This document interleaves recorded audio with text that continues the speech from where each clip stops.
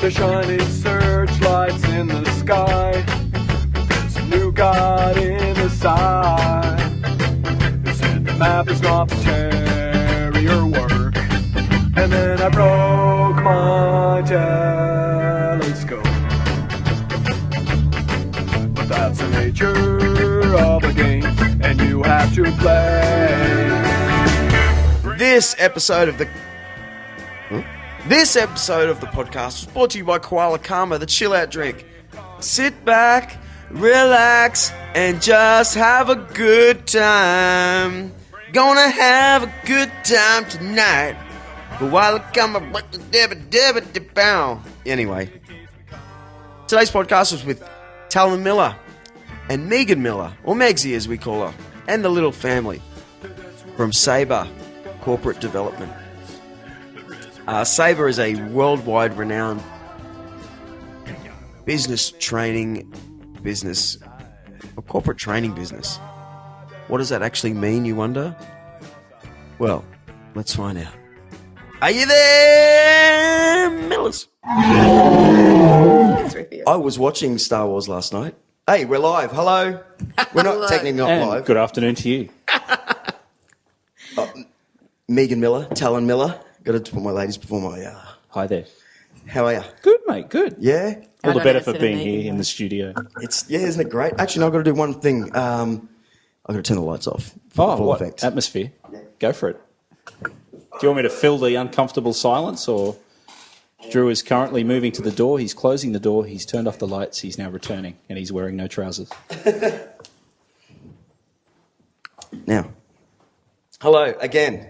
Hey, Drew boy. Hey, Drew. Let's start again. Oh, really? So Yeah. all that good material while you were turning off the lights is now lost? No, we won't. No, hello. Listen, I'm a bit sort of intimidated because you guys are special to me. We've always thought you were special too, Drew. Next level special, but I won't even try and get into that because I've probably told you too many times. No, But- you can never be told too many times. I'm really stoked you're here.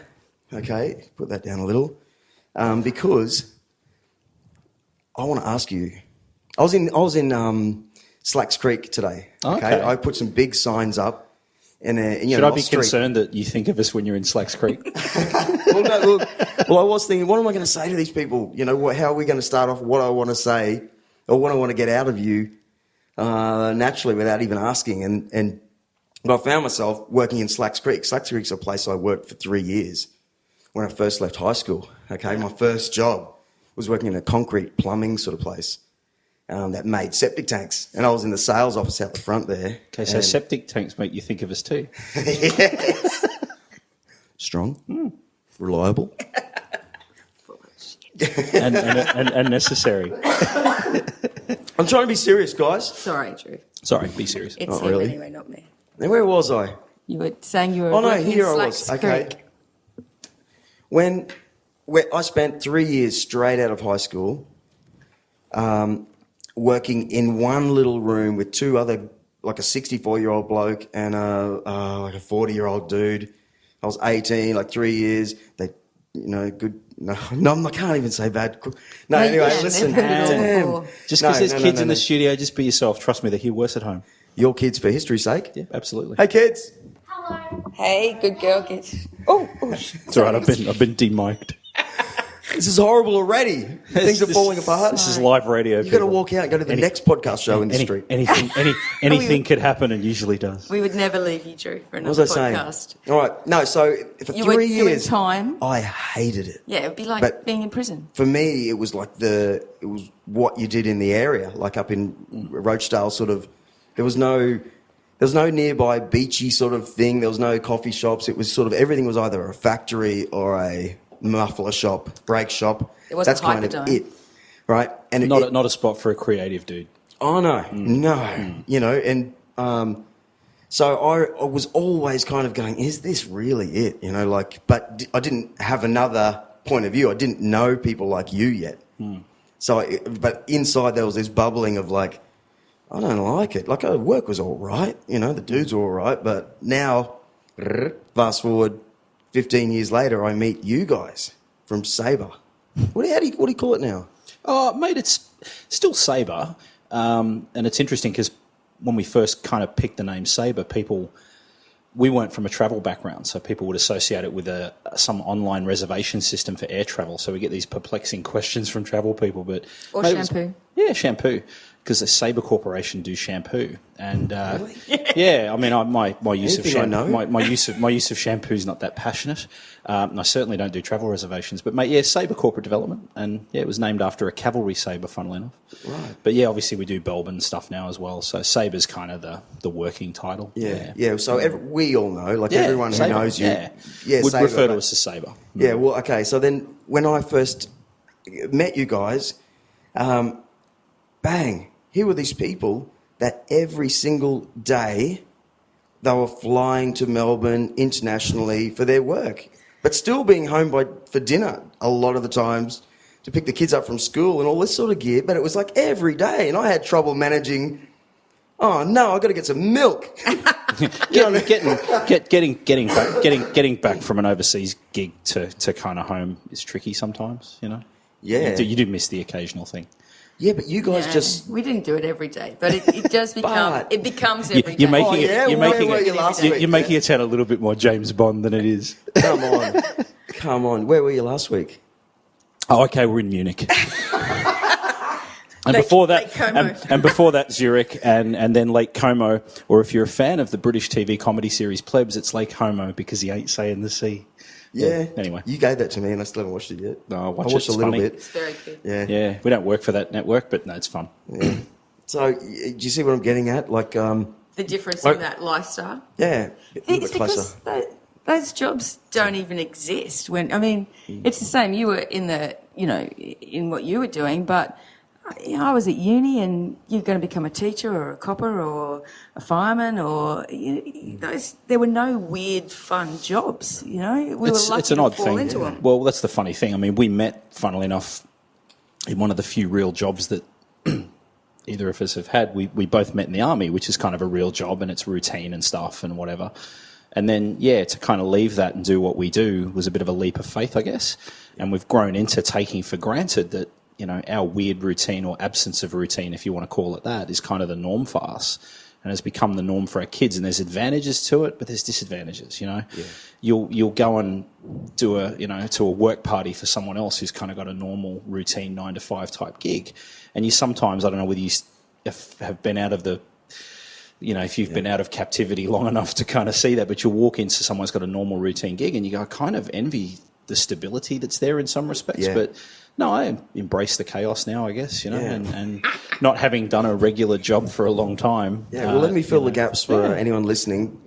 Corporate training, okay? And first I'll give you my punter's view because I've worked with you before. And it's you, and I've worked with other guys that run your shows. I'm saying all the wrong words, I know, but That's all right. you're basically teaching a big business or any business how to form and get together as teams for the one time this year. Please, let's just get together in teams, work out your brains, and understand that. Yeah, that guy over there that may annoy the hell out of you because he's the office nerd and he's so heavily into facts and figures. That's the guy that annoys you. That's the guy that's going to annoy any creative person. No, just kidding. Well, it's true, but once you actually work out, that's what he's like, and not I'm doing it like a different thing that probably annoys him. Yeah. But if we use it all together, well, it's very obvious we won't get in each other's way if we know, that's Barry. And anyway, so to go a little further, you do it in resorts and places that these businesses are. Often it's in resorts or big locations where the company is putting everyone together. Okay, we're going to do some corporate training, right? It can also be like Tal's going to Wewak in the back arse of New Guinea Wow, scary. early next year. So Have you been there it's before? not just resorts. No, I've been to New Guinea. I've been to New Guinea a few times, but not Wewak. And that's, again, it's interesting what you're saying, Drew, that the perception of, resort-based stuff, and that's the problem with the Google catch-all word of team building.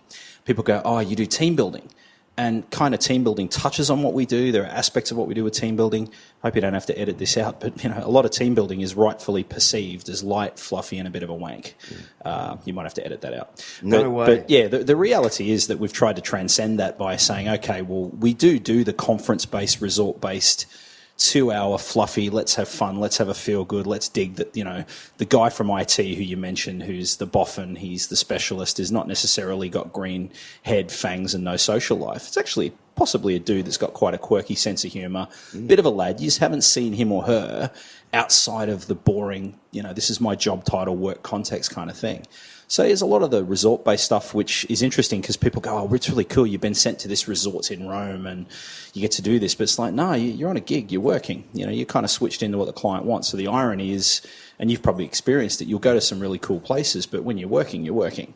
And as Meg rightfully points out, we've got a gig for the UN, which is really cool working for the UN. But the UN won't necessarily take you to 5-star resorts. They'll take you to dangerous places occasionally, and that's part of the fun too, is that there's no cookie cutter. You're not necessarily going to be in that clicky, cliched conference artificial bubble environment of the 5-star resort, which I must say I've become a little bit jaded with, because they're artificial. Well, they're fake, and I guess one of the things that we've tried to do as a hallmark of the way we approach team development, leadership development, is to be authentic. And quite frankly, a lot of the venues that things are held in are anything but authentic. There's an artificiality there. Yeah, well, at the end of the day, they're just... Sorry to all those resorts who've supported us all these years. Yeah, well, at the end of the day, they're just a bunch of kids who got into hospitality, who found their way to the top, and, it's not like, oh, there's the big boss up there. Like, generally, most of us know how business works. There's always the boss to be scared of and everyone underneath, and... So a lot of these places I think that are much larger than that. Yeah, they are larger than that. But, I don't think we have to be scared of our bosses. I think that's, from what I've done, because I did come from a traditional trade. I was a teacher and, that concept, bosses aren't to be feared, I think, oh, yes, I will have a lemonade. Thank you, Drew. I will too. Yes. And the other thing I want to say is, team building, if in its purest, if you really look at the words team building, it's actually a really noble thing, building a team. The problem is it's become trite, the word. People see it as stringing buckets or swinging off stuff. But if you think about those two words and that's what you're trying to do, it's actually a pretty good thing. Oh, it's noble in its intent. And I mean, the actual process of team building, there's all kinds of it does sound silly when you say psychological psychological and neurological processes that are real, that humans go through when teams develop, when relationships form. It's actually quite primal. It's part of the survival mechanism that is ingrained in the social system of the human brain to develop relationships that ensure survival of the team and what it needs to do. So there's tremendous science that underpins it. It's the art of getting it out in such a way that people engage with it and don't see it as, oh my God, not another touchy-feely teamy thing. That's the trick. What I think of it as I've sort of gone on more, for years, I'm a terrible runner. Anybody who sees me run will know that. I didn't realise there was a right way to run. I didn't know somebody could teach you how to run the right way and how to hold your hands and all that sort of thing. Thanks, mate. And I think teams are exactly the same. We play and work with others from, first play group to school to kindy to uni to wherever. We're always working with these people, but sometimes nobody actually tells us how to do this right, or how to do it better, or what we're doing is working and why it's working. And not that you need to overanalyze it, but if you want to run better, you get someone to show you how to run. Yeah. If you want to work with other people better, you look at how teams and team dynamics work. Well, that's the beauty of genuine team development, as opposed to just going out and having a jolly, is that understanding your own strengths and weaknesses in a non-threatening way, getting your head across what other people's strengths and weaknesses are, and making something of that is not rocket science. Unfortunately, a lot of the books and a lot of the pseudoscience, if you call it that pops up around management consulting and leadership and team consulting complicates things. And like most things in life, the old adage, a consultant, someone that steals your watch to tell you the time, they're making something that's innately simple, complex to sell books and programs and so forth. That's in my humble opinion, by the way. Simple does work. And the things that underpin good teamwork, good leadership, whilst they're not necessarily easy because it requires discipline and for people to kind of put the ego in the boot and crack on with the job and appreciate what it is. Yeah. Not saying it's easy, but it certainly isn't complex, if that makes sense. But you know what? Why I think you guys have great success, and it's what I've found. Because, my dad's got a big business, so I've been to these things that you go away for, and when you have a working relationship with a bunch of people, it could be a bunch of dudes, you're going away or not, you're sent to a team building thing, you always judge who is putting on